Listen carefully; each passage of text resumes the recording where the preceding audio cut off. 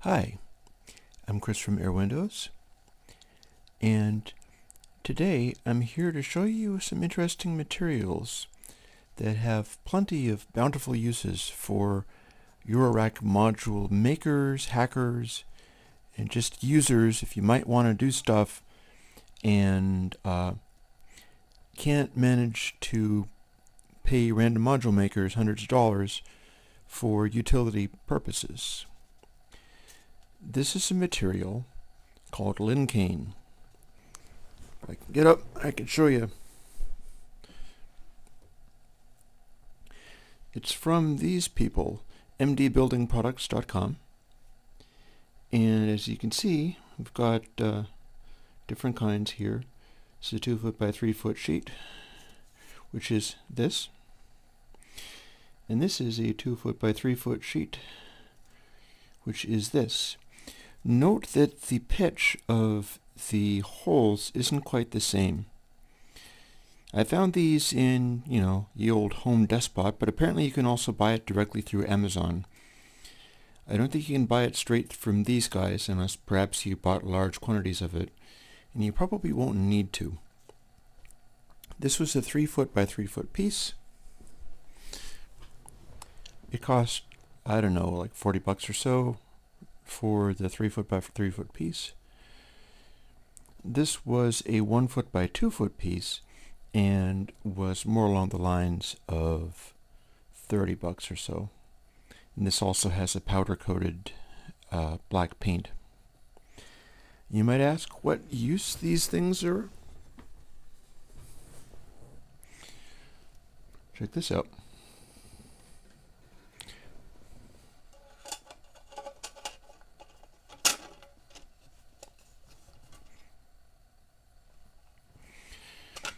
And with this one, you can put bolts through these top holes up here and attach your stuff on. Then what you do is take whatever jacks or things you need. Here, I'll put a scissors through to pop this out. And widen these holes and build the stuff in here. And with this you can build all manner of things, from just a large panel that'll cover over your case. It comes in large sizes. Note that this type doesn't allow you to directly put screws through the holes down at the bottom. You'd have to make larger holes there. You can make all manner of things out of this, including stuff like this is a work in progress, the splendid Basketcastle, which is a crazy little noisemaker device that you can make from parts. I made this one.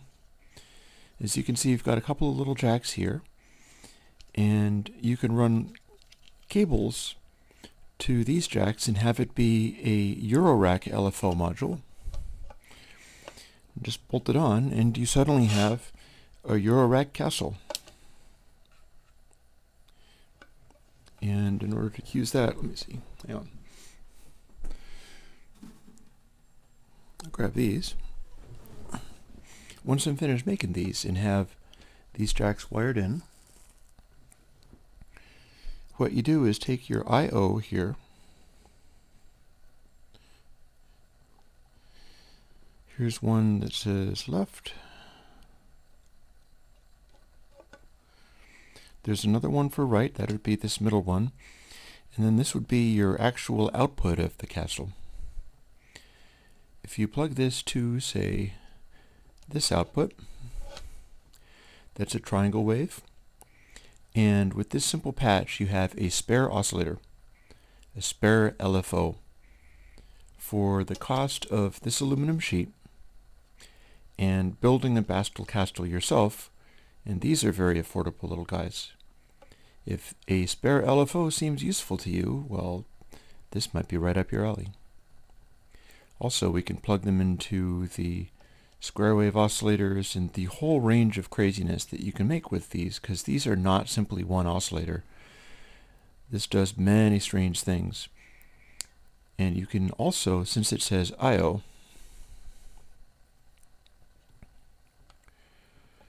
there are ways to, and I want to do another video on the Basketcastle, but I have not actually mastered it yet. See where it says LFO reset? Using this means you could patch something into the right side, this one, and reset the LFO using a Eurorack voltage. Now this might distort the cast a little. I think it would survive it. I think it would survive a 10 volt thing. It's designed to have its internal voltages be a little bit smaller. So if I do this to LFO reset,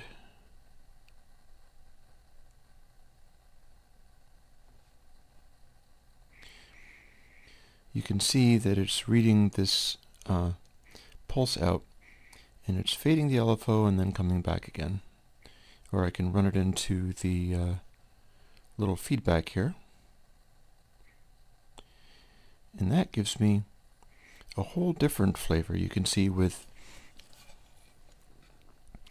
this LED that it's developing a different behavior, and you can have that as your Eurorack spare LFO there too. Or indeed, we'll try into this output and see what this one has to say. And that one doesn't want to reset at all. We'll try these various different inputs. I think it'll be happier with stuff like this. Or indeed, here's a stepped input. Basketcastle is very nice for this. I'm not going to only talk about Basketcastle, but I am rather gratified with it.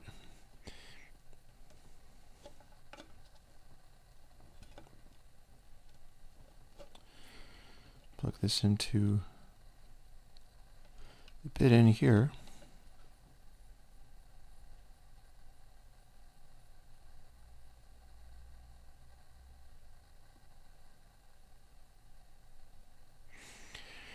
Now we have a interesting little behavior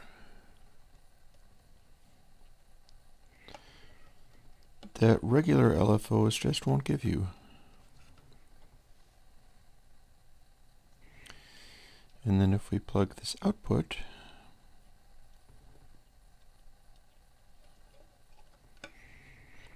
into I/O, once I have it finally soldered together,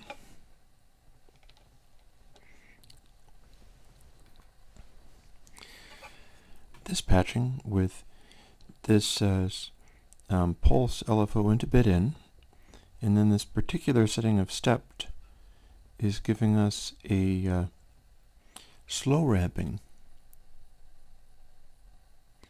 and then it'll sort of pulse, it'll sort of flash. 2, 3, up, and 3 it goes up, and there's another one. The Castle is capable of being set to a lot of strange, chaotic little settings, and any of these can go to your output and be fed into your Eurorack system. Perhaps not at the full 10 volts, but what it's got, which is a much lower voltage, you can cheaply apply it to your Eurorack stuff. And any number of synthesizers will take smaller voltages if they don't have to go all the way to your 10 volt. Then you just sort of work with what you've got. And this is not even using the oscillator. Oscillator also is not a high voltage, but you can feed it in different places. You could feed it into a Mother 32 external input and just bleed a little bit of it in there, and it'll make things more complicated. Frequency modulation and stuff like that. And I'm going to show you how to make this box.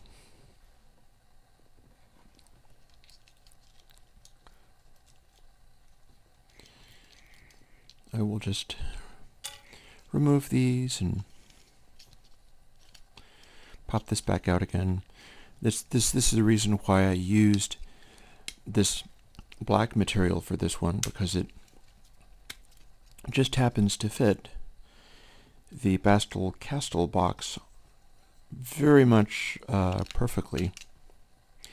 You might ask, what kind of machine tools must you use in order to be able to build this? Well,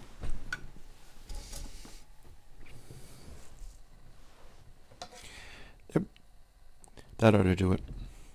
This is the machine tools that you're going to need.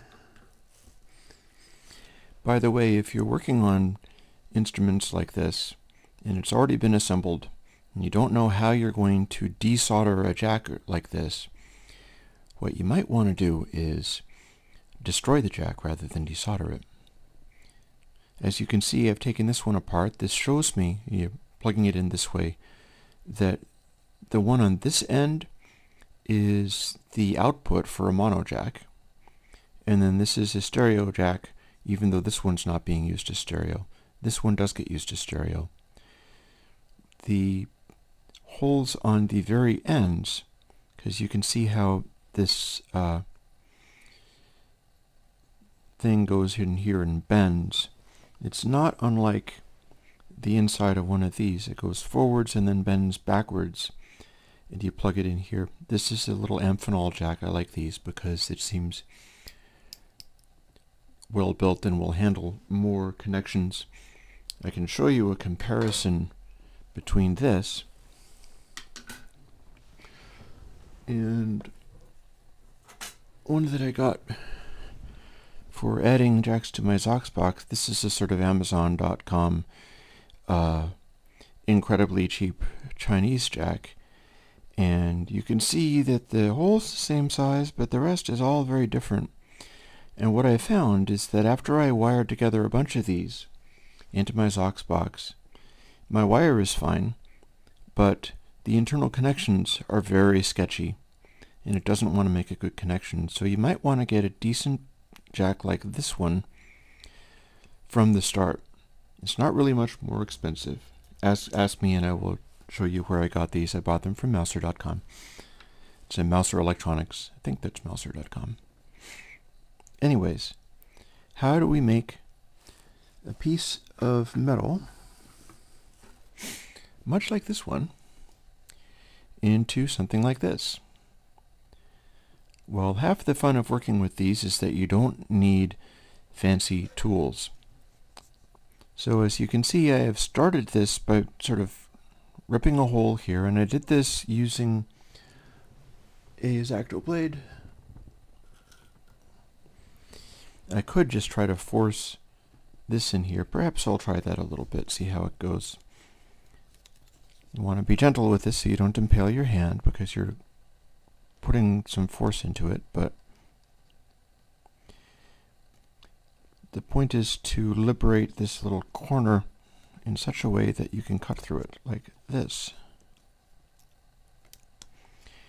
If you sharpen your scissors, it'll almost certainly be enough to get through this material.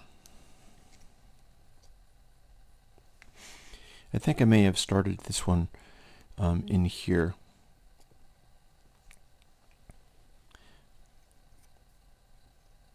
In fact, I'm almost certainly that I did.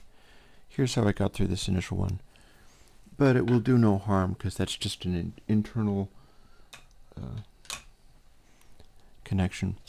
Now that I've got this available, as you can see, I've scored some lines, one from here, there's a couple down this way, and then across this way.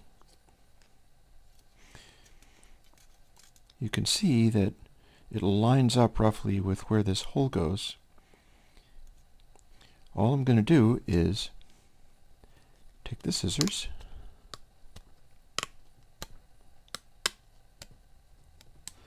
it's this easy. I'm going to go over about this far.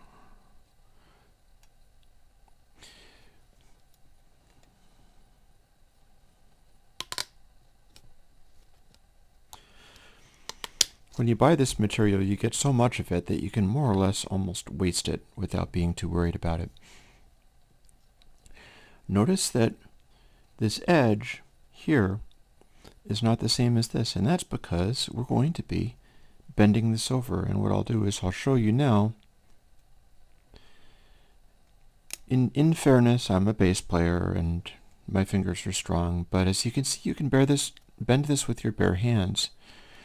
I'm going to also show you later that be cautious by bending it, because for bits of this that are supposed to be permanent, you really don't want to bend it more than the one time to get it into the correct place. Here, I've got this other place here, and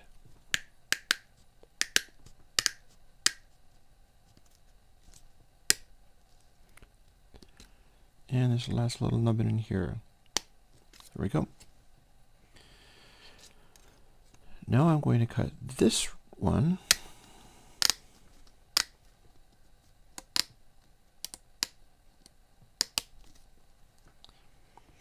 There we go. And these side guys are going to bend inwards. But first thing we're going to do is we're going to remove some of this material to help make a hole. Now we've got one space here, and then this gets bended down. One space here, and this gets bended down. The edge of it is a little weird, but I'm probably going to flatten this out by just sort of hammering it on this, for instance. Good enough. But I'm bending all these things to the side, but this one actually gets removed entirely.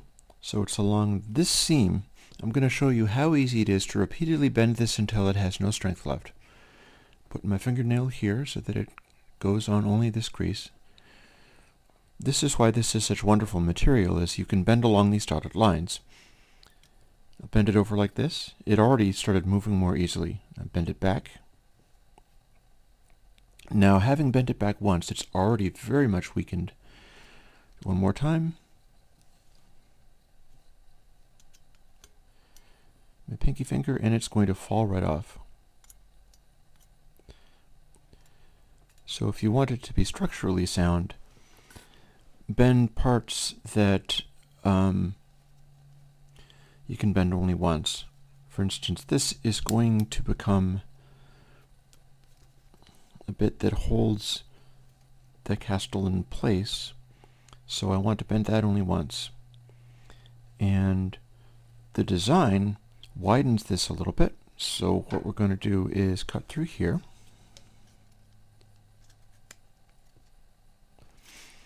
I think it would rather if I used this angle.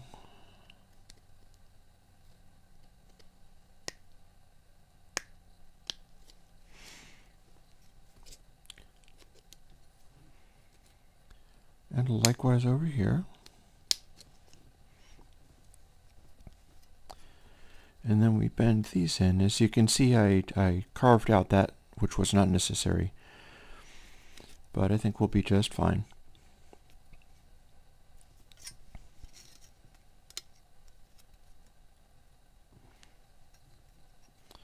Bend this in. And then as you can see, this other side also gets bent over. Careful with weakened areas like this. I'm trying to bend this without weakening the whole rest of the thing too much. Squishing it with my thumbs and holding it down here, and it'll bend over just fine.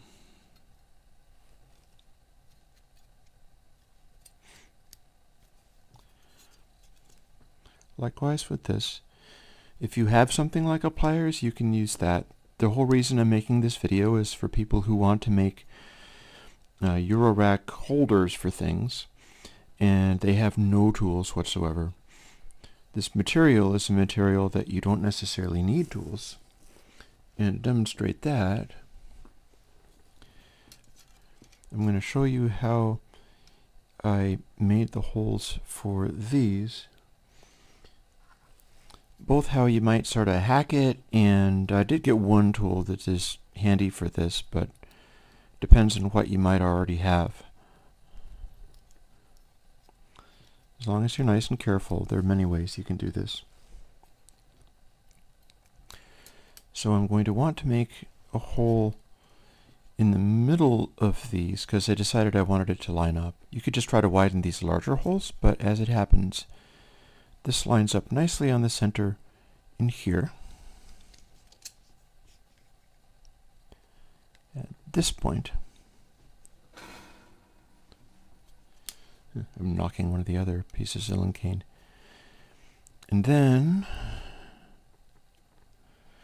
on this point, you must leave enough space for the bodies of the jacks to clear each other. Since this is a wholly material, you can see through it to where there's a little bit of space back here.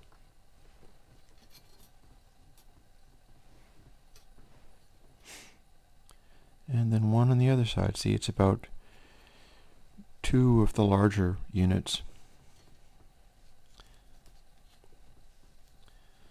And then I can just do it with the same plain old scissors that I was using in the first place.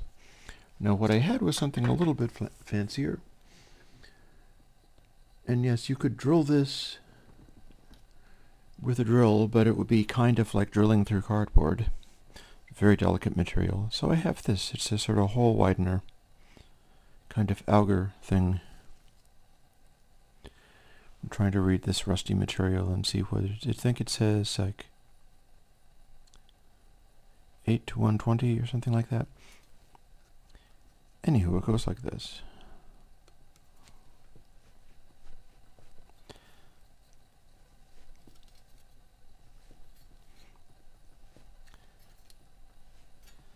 Once I start actually getting any action out of it, it goes much quicker.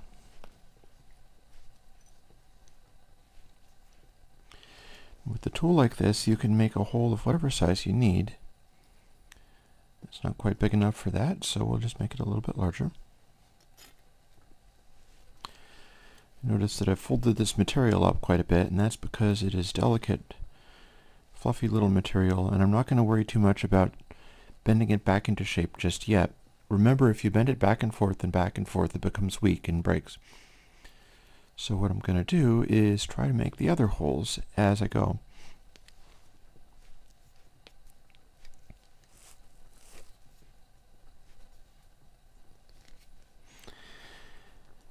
And I'll show you another one of the uses for this and its hole making and stuff in a moment. Yep, that'll work. I'm going to brush these shavings into the trash barrel because otherwise they will get into terrible places in my clothing, and we don't want that. It's very soft metal, but it's still a little tiny metal shaving, so it'll be uncomfortable if it appears somewhere, like in my sock, or even more horrifying places that shall go unmentioned. As you can see, no vise, no drill press.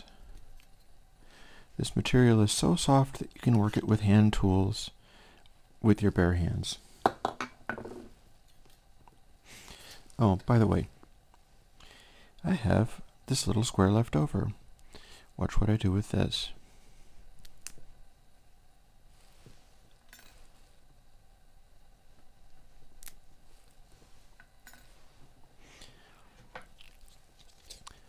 And then I'll carve this little shape.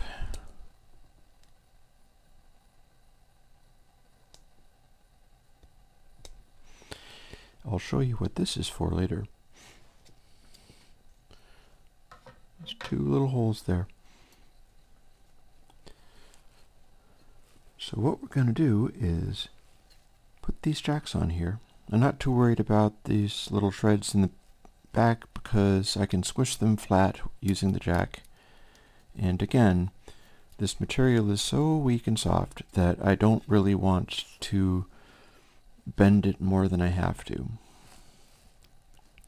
I'm going to check what orientation I decided that I liked. I like this one. I bent this down on this one because this is the normal. What that means is that this is the output, the hot. It's a mono jack.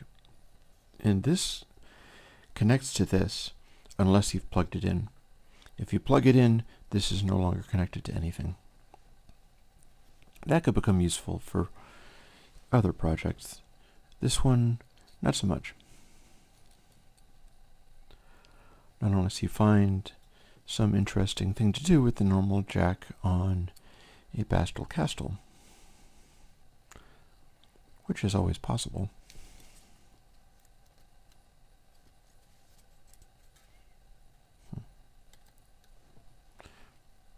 That's a little shred of aluminum that I can do without.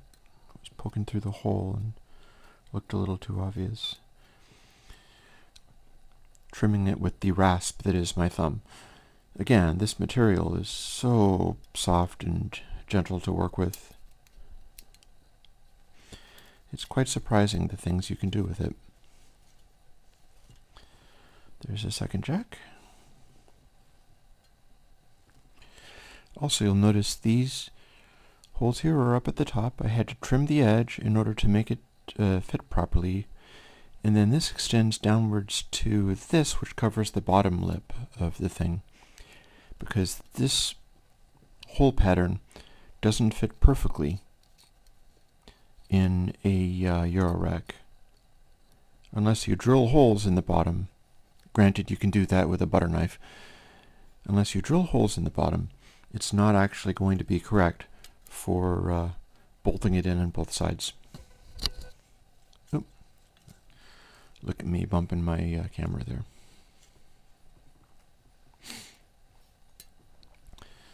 So now what I'm going to do is shake this off into my trash barrel, or at least get a good solid start on that, and tighten this up with the wrongest possible wrench that you could have. This is the worst way to tighten small nuts and things because it's a very poor grip, but the material is so soft that it'll let you use even this.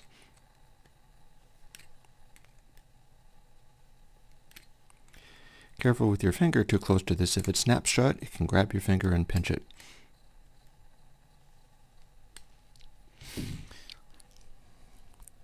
And that's the gist of it. And if I can find where I hid my assembled and intact Basketcastle, such as right here, we can start poking it in here, and it'll fit reasonably perfectly. Bear in mind the material is so soft that if you force it, you'll be deforming the material some more, and we'll get past whatever obstruction.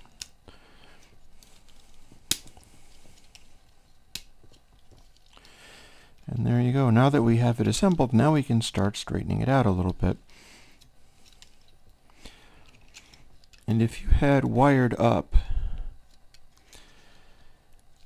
wires that go from these little jacks to these, you could just plug jacks in. I'm going to be trying to hardwire directly into the circuit. But an easier way of doing it would be taking cables and stripping the wires and wiring them to these jacks. And then you'd be able to disassemble the castle and reuse it in its original form. Now remember how I showed you this is a leftover piece?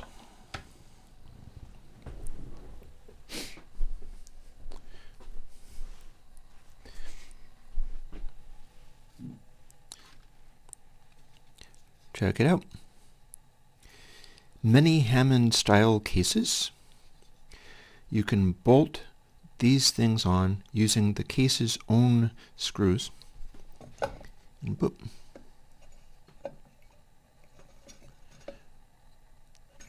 Just twist it there a little bit in order to get it to fit.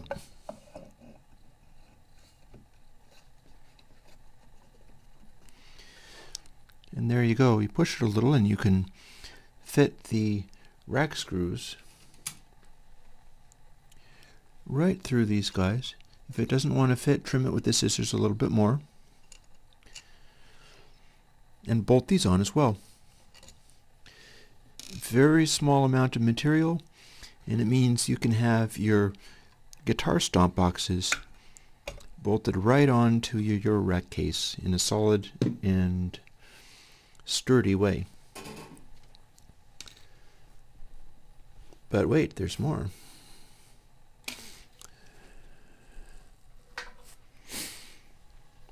See this that I bonked earlier? These ones fit perfectly. You can run screws through here. It's not so tiny that you can't make it fit. I'll demonstrate. There it is. There we go.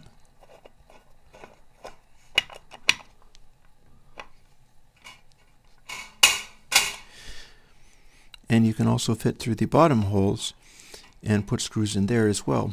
Now, one thing you might notice,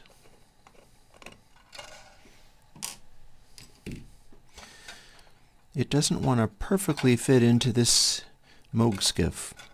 So what you do is get your scissors out.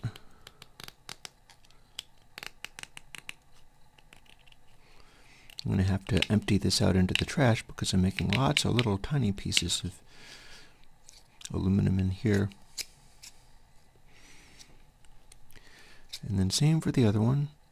If you cut it a little more closely, you don't make the tiny pieces anymore.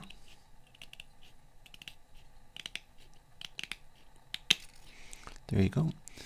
Accuracy is nice sometimes. And now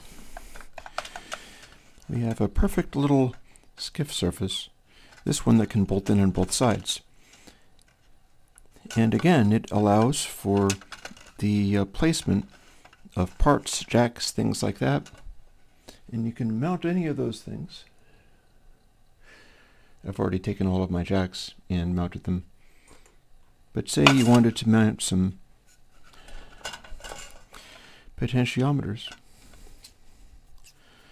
Fairly simple process. Go like this and twirl and sort of drill it out, even with, you know, a butter knife or something like a strong pencil. Drill it out to the size of hole that you want. This might actually go in such a way that this little tab on the end will go through another one of the holes. Let's see. Yeah, if I put it through this hole, the tab would fit in this hole. And lastly, excuse me, been a rough couple of weeks. I'm shaking off some ailments. We can see that you could theoretically fit something like this on. This is a Hammond case. They also call them MXR style cases because this is also a Hammond case. And as you can see,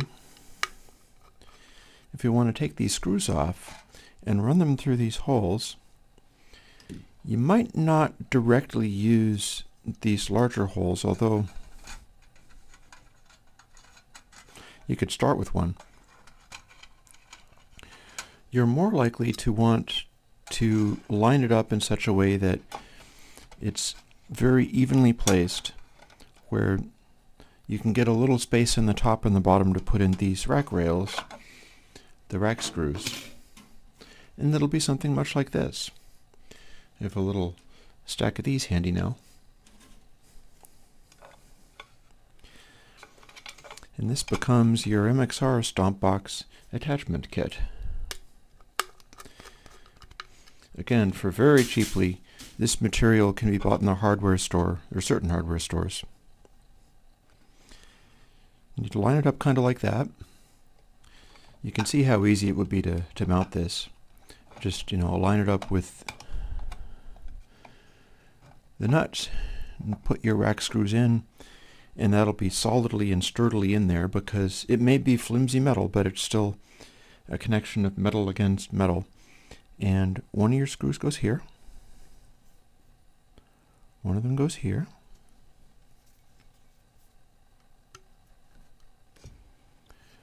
One of them's gonna go roughly here. and one of them goes roughly there. These will actually be closer to this hole. They're sort of a little ways between them. But crude works fairly well with this stuff. What you don't necessarily want to do is to line it up with these in such a way that you don't have enough room to put in your rack screws. I like the idea of having it be a little more evenly spaced, meaning that the ones that'll attach this would be sort of in these intermediate locations. That, or just get a bunch of double-sided tape and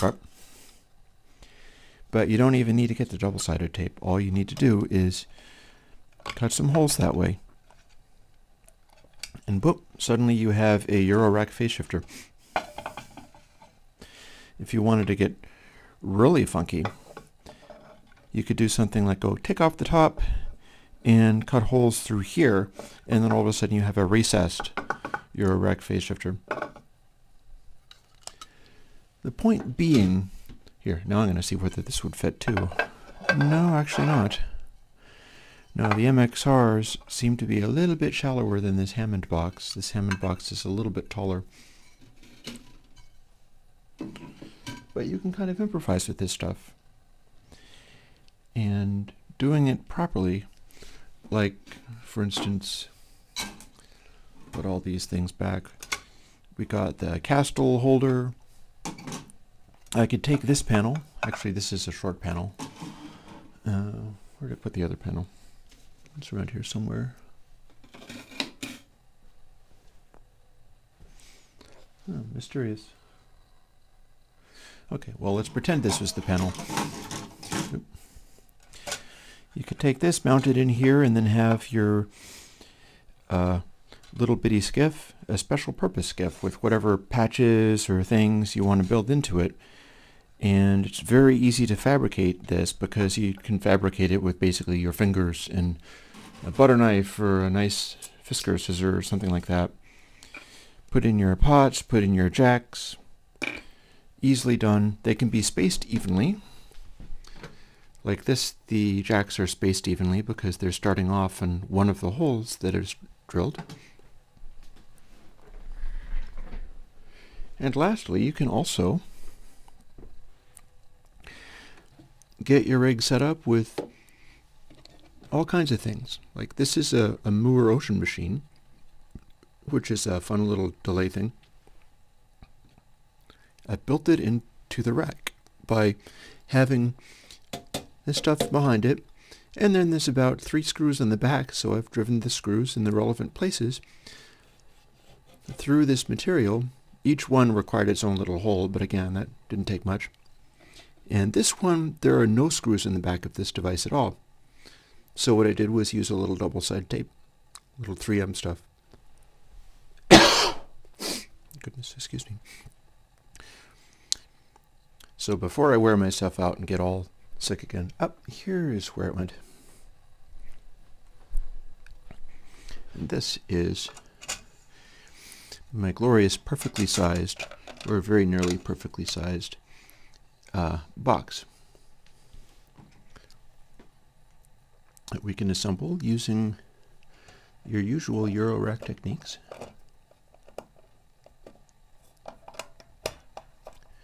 There we go.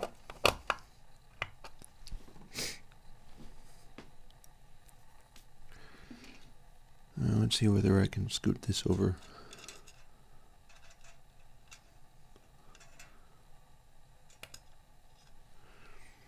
There we go. That one goes in the very end.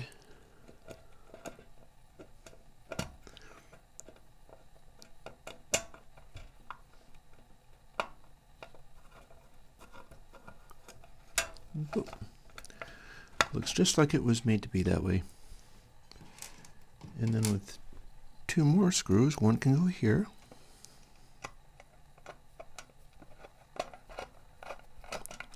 That. And one looks like it wants to go, scooch it over to the side like this, and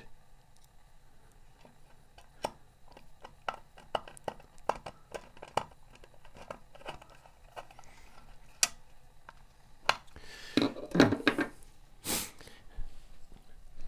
Lincane aluminum stuff.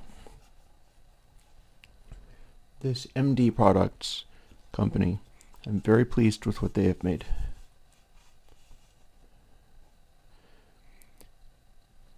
So thank you very much. I'll get back to you later when I have some more stuff to do. Bye-bye.